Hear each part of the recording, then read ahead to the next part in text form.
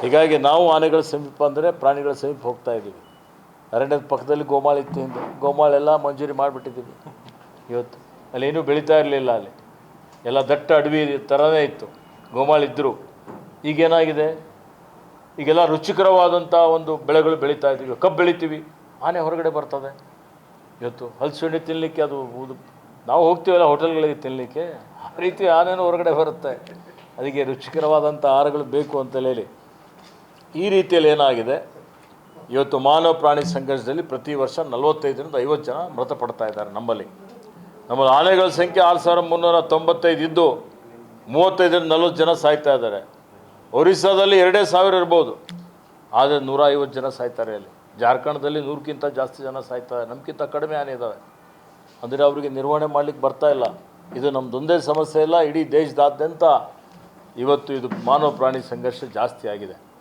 ಹೀಗಾಗಿ ಅಲ್ಲೇ ನಮ್ಮ ಅಧಿಕಾರಿಗಳಿರ್ಬೋದು, ಮುಂಚೂಣಿ ಘಟಕದಲ್ಲಿ ಕೆಲಸ ಮಾಡ್ತಕ್ಕಿರ್ತಕ್ಕಂಥ ಸಿಬ್ಬಂದಿಗಳು, ಆ್ಯಂಟಿ ಪೋಚಿಂಗ್ ಕ್ಯಾಂಪ್ನವರಿದ್ದಾರೆ, ಆ್ಯಂಟಿ ಡೆಪ್ಯುಟೇಷನ್ ಕ್ಯಾಂಪ್ನವರಿದ್ದಾರೆ, ರ್ಯಾಪಿಡ್ ರೆಸ್ಪಾನ್ಸ್ ಕ್ಯಾಂಪ್ನವರಿದ್ದಾರೆ, ಎಲಿಫೆಂಟ್ ಟಾಸ್ಕ್ ಫೋರ್ಸ್ದವರಿದ್ದಾರೆ, ಲೇಪರ್ ಟಾಸ್ಕ್ ಫೋರ್ಸ್ ಇದ್ದಾರೆ. ಅವರಿಗೆಲ್ಲನೂ ಸುರಕ್ಷತೆ ಬೇಕಲ್ಲ. ಜೀವದ ಹಂಗನ್ನು ತೊರೆದು ಅವರು ಅರಣ್ಯದಲ್ಲಿ ಓಡಾಡಿ, ಆನೆ ಬಂತು ಅಂದರೆ ಹಿಮ್ಮೆಟ್ಟಿಸಬೇಕು, ಹುಲಿ ಬಂತು ಅಂದರೆ ಹಿಮ್ಮೆಟ್ಟಿಸಬೇಕು, ಚಿರತೆ ಬಂತು ಹಿಡಿಲಿಕ್ಕೆ ಹೋಗಬೇಕು. ಹುಲಿ ಹಿಡಿಯುವಂಥದ್ದು, ಆನೆ ಹಿಡಿಯುವಂಥದ್ದು ಅಷ್ಟು ಸರಳವಾದಂಥ ಒಂದು ಕಾರ್ಯ ಅಲ್ಲ. ಕಾರ್ಯಾಚರಣೆ ಅಪಾಯಕರವಾದಂಥ ಕಾರ್ಯಾಚರಣೆ. 4 ಕುಮ್ಕಿ ಆನೆಗಳು ಬೇಕು, ಅದ್ರ ಜೊತೆಯಲ್ಲಿ ಡಾರ್ಟ್ ಮಾಡೋಬ್ಬ ಬೇಕು, ವೆಟರ್ನರಿ ಡಾಕ್ಟರ್ ಬೇಕು, ಸಿಬ್ಬಂದಿಗಳು 20-25 ಜನ 40 ಜನ ಭಾಗವಹಿಸ್ತಾರೆ. ಏನಾದರೂ ಅನಾಹುತಗಳಾದರೆ ಆನೆಗೂ ಅನಾಹುತ ಆಗ್ಬೋದು, ಆ ಪ್ರಾಣಿಗೂ ಆಗ್ಬೋದು, ಮನುಷ್ಯರಿಗೂ ಆಗ್ಬೋದು.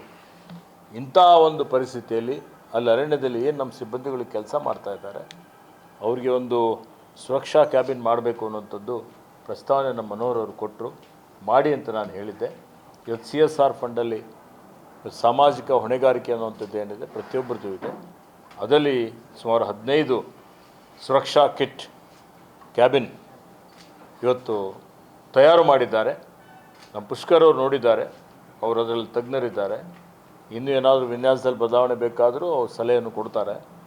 ಹೀಗಾಗಿ ಅದು ಹಸ್ತಾಂತರ ಮಾಡುವಂಥ ಒಂದು ಕಾರ್ಯಕ್ರಮಕ್ಕೆ ನೀವೇ ಬರಬೇಕು ಅಂತ ಮನೋಹರ್ ಅವರು ಹೇಳಿದ್ದಕ್ಕಾಗಿ ನನ್ನ ಇನ್ನೊಂದು ಕಾರ್ಯಕ್ರಮ ಇದೆ, ಆದರೂ ನಾನು ಬರ್ತೀನಿ 11ವರೆಗೆ ಅಂತ ಹೇಳಿದ್ದೆ. ಲೇಟ್ ಆಯಿತು, ಭಾಳ ಜನ ಇದ್ದರು.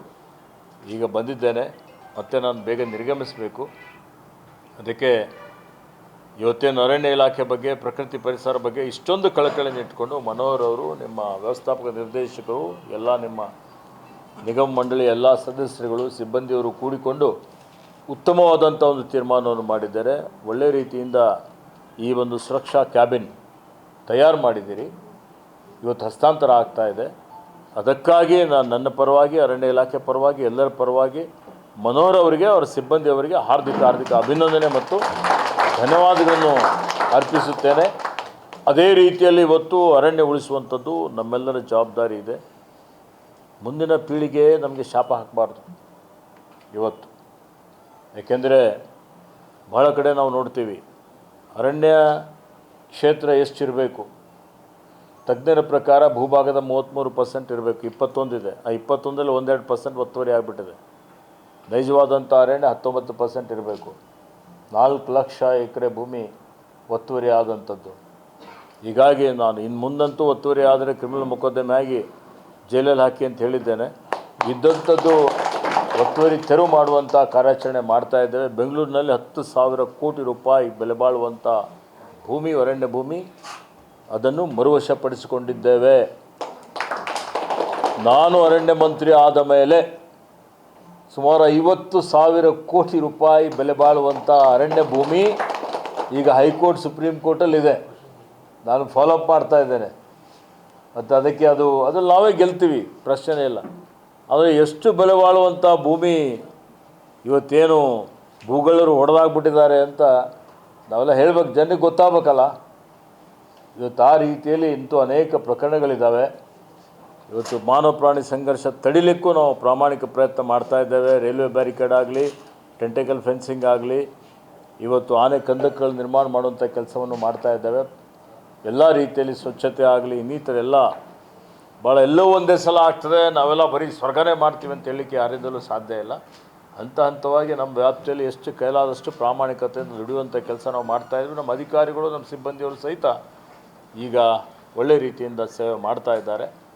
ಹೀಗಾಗಿ ನಿಮ್ಮೆಲ್ಲರ ಸಹಕಾರ ಸಹಯೋಗ ಇರಲಿ ಅನ್ನುವಂಥ ಒಂದು ಮಾತನ್ನು ಇಲ್ಲಿ ಹೇಳುತ್ತಾ, ಬ್ಯಾಂಗ್ಳೂರನ್ನು ನಾವೆಲ್ಲರೂ ಕೂಡಿ ಭಾಳ ಗಂಭೀರತೆಯಿಂದ ಚಿಂತನೆ ಮಾಡಬೇಕಾಗ್ತದೆ. ಬ್ಯಾಂಗ್ಳೂರು ಕಾಂಕ್ರೀಟ್ ಜಂಗಲ್ ಆಗ್ತಾ ಇದೆ. ಇದೇ ರೀತಿಯಲ್ಲಿ ಮುಂದುವರೆದರೆ ಏನು ಹೊರಗಡೆಯಿಂದೆಲ್ಲ ಬಂದು ಬೆಂಗಳೂರಿನಲ್ಲಿ ವಾಸ ಮಾಡ್ತಾರೆ, ಇಲ್ಲಿರಬೇಕು ಅಂತ ಇಚ್ಛೆ ಪಡ್ತಾರೆ. ಅದು ಮುಂದೆ ಕಡಿಮೆ ಆಗ್ತದೆ. ಸಂಚಾರ ದಟ್ಟಣೆ ನೋಡ್ತಾ ಇದ್ದೀವಿ, ಆಯುಷ್ಯ ಅರ್ಧ ಅದರಲ್ಲೇ ಹೋಗ್ಬಿಡುತ್ತೆ.